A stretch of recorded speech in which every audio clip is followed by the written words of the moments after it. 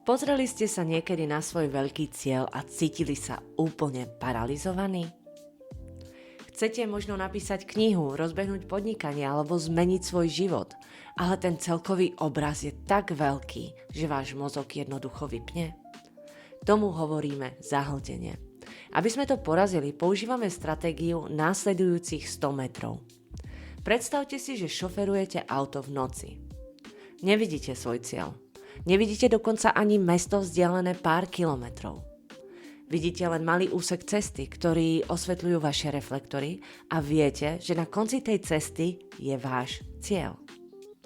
A takto môžete prejsť naprieč celou krajinou, len tým, že sa budete sústrediť na tých 100 metrov pred vami.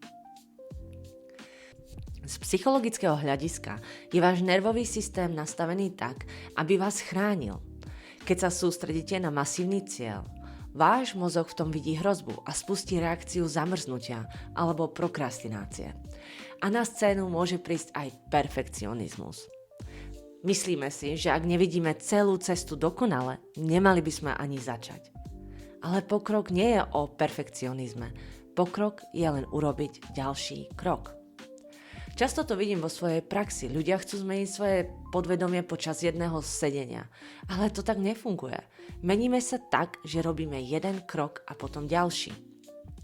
A ja som musela použiť tento nástroj pri tvorbe týchto videí.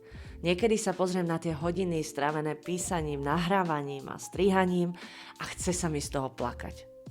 Chcem to vzdať. Ale poviem si, nejdem to urobiť celé. Idem len importovať súbory. To je tých mojich prvých 100 metrov. Keď sú súbory importované, poviem si, dobre, tak teraz môžem nahrať audio, alebo upravím len prvú minútu. A skôr než sa nazdám, som v procese a práca je hotová. Vaša dnešná výzva je, pozrite sa na svoju najväčšiu žabu. Nepremýšľajte o tom, ako ju dokončíte, len sa opýtajte sami seba.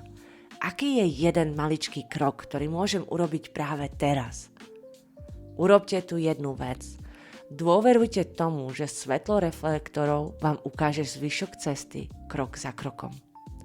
Uvidíme sa v ďalšom videu, kde si povieme, ako si tieto kroky uľahčiť tým, že zlepšíte svoje zručnosti.